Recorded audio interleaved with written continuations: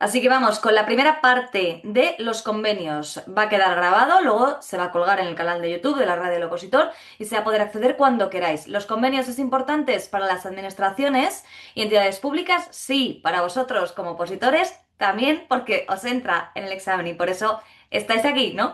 Así que nos vamos a ir a la pizarra para ver en esta primera parte qué son los convenios, todo despacio, con ejemplos, qué tipos de convenio hay, cuáles son los requisitos, luego ya tendremos una segunda parte que también se grabará en vídeo para ampliar. ¿Vale? Vamos a ello. Comenzamos entonces el repaso al último capítulo del título preliminar de la Ley 40/2015, artículos 47 a 53. Son 7 artículos muy largos, así que vamos a ir viendo poco a poco y vamos a comenzar por el artículo 47, que da una definición de convenio, también dice lo que no es un convenio y establece los tipos que existen. Apartado primero. Son convenios los acuerdos con efectos jurídicos adoptados por las administraciones públicas, organismos públicos y entidades de derecho público vinculados o dependientes o las universidades públicas entre sí o con sujetos de derecho privado para un fin común. Aquí nos está diciendo que sí son los convenios, son aquellos acuerdos con efectos jurídicos, es decir, no es una mera declaración de intenciones que pueden realizar las administraciones públicas, organismos públicos, entidades de derecho público vinculados o dependientes o universidades públicas entre sí o bien con sujetos de derecho privado para un fin común.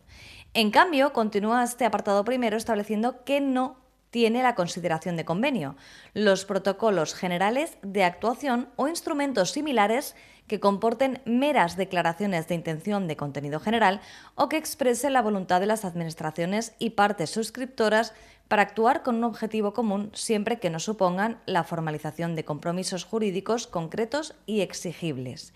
Y añade que los convenios no podrán tener por objeto prestaciones propias de los contratos. En tal caso, su naturaleza y régimen jurídico se ajustará a lo previsto en la legislación de contratos del sector público. Por tanto, si lo que es objeto de ese acuerdo es un contrato, se regirá por la Ley 9/2017 y no por la Ley 40/2015.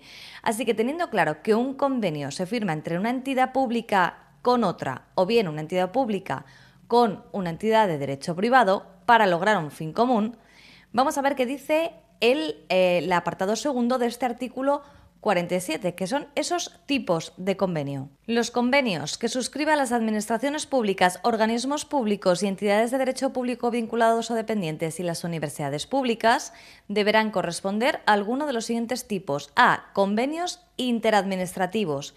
B. Convenios intraadministrativos. C. Convenios firmados entre una administración pública y un sujeto de derecho privado. Voy a decir administración pública en lugar de la retahíla que viene detrás, porque si no nos vamos a perder en cada una de las partes de estos artículos. Y C.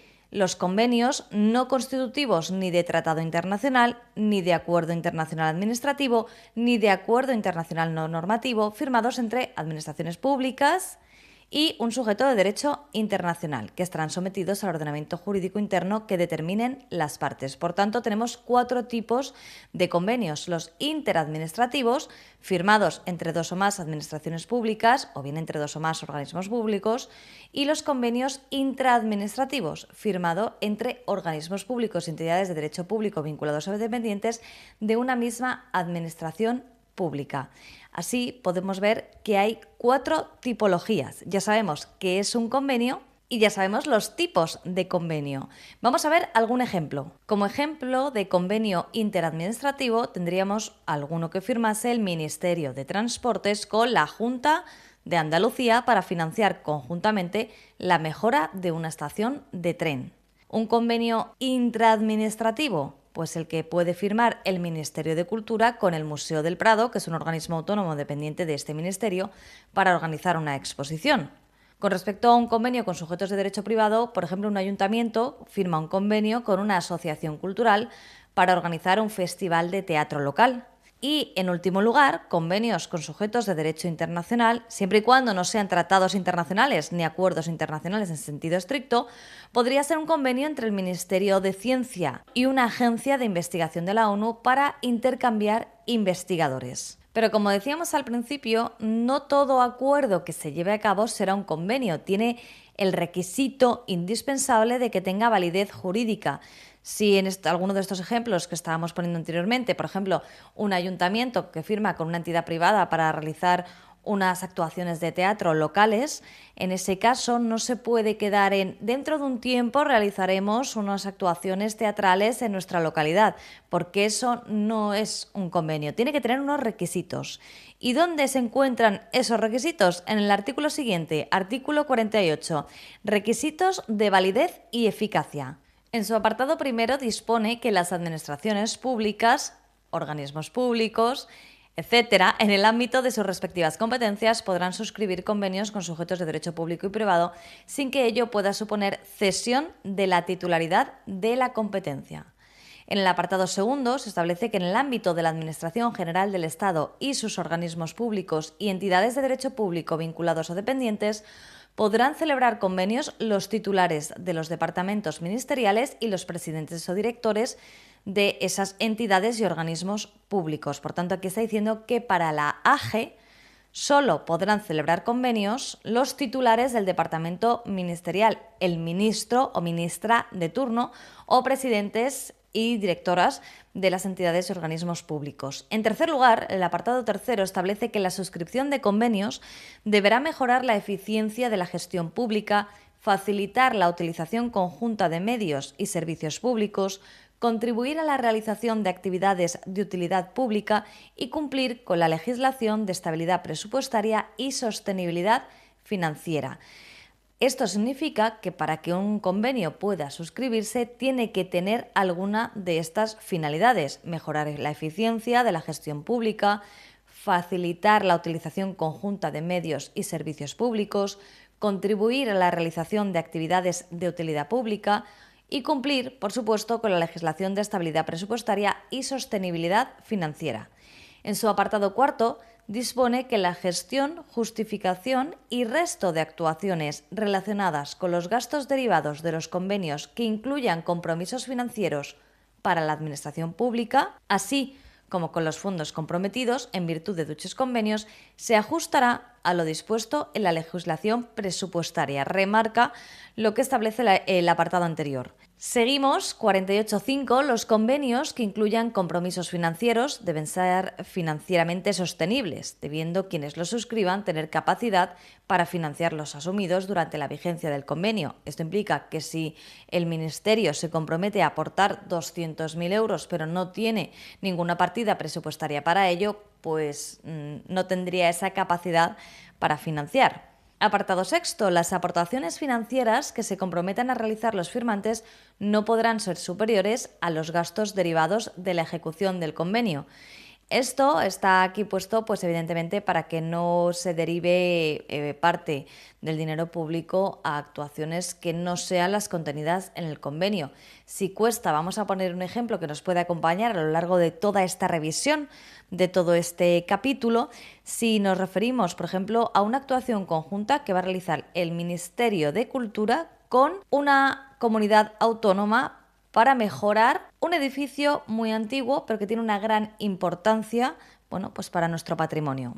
Con esto, lo que estamos tratando de evitar con el apartado sexto es que si el precio total de renovación por lo que se fija ese convenio es 1,5 millones de euros, pues que los compromisos financieros sean superiores a los gastos derivados de la ejecución. Por ejemplo, que se ponga que se van a gastar 3 millones de euros, porque luego vamos a ver que todo esto hay que justificarlo, con lo cual ya desde aquí lo están avisando.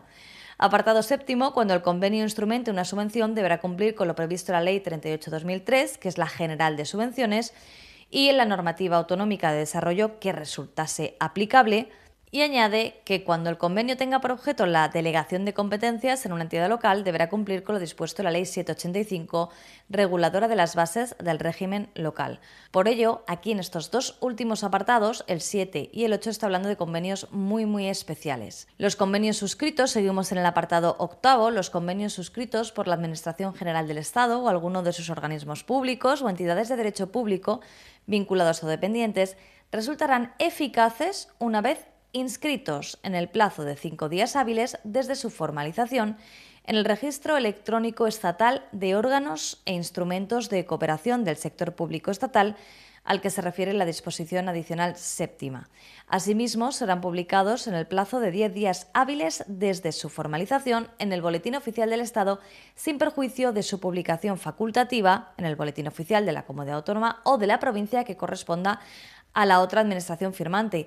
Como ves, a lo largo de todos estos artículos está, claro, teniendo en cuenta todas las entidades que podrían firmar un convenio y por eso añade sin perjuicio de su publicación facultativa en el Boletín Oficial de la Comunidad Autónoma, por si acaso es una comunidad autónoma la que está realizando el convenio, o de la provincia que corresponda a la otra administración firmante. Y, en último lugar, el apartado 9 establece que las normas del presente capítulo no serán de aplicación a las encomiendas de gestión y a los acuerdos de terminación convencional de los procedimientos administrativos. Aquí está dejando aparte las encomiendas de gestión, tanto ello como los acuerdos de terminación convencional de un procedimiento administrativo. Así que podríamos decir que estos son los requisitos para que un convenio sea convenio y eficacia, es decir, cuando entra en vigor, cuando firman las partes, y en el caso de la Administración General del Estado, se inscribe en el registro estatal, en el registro electrónico estatal de órganos e instrumentos de cooperación, y además se publica en el plazo de 10 días hábiles en el Boletín Oficial del Estado para su formalización, para que empiece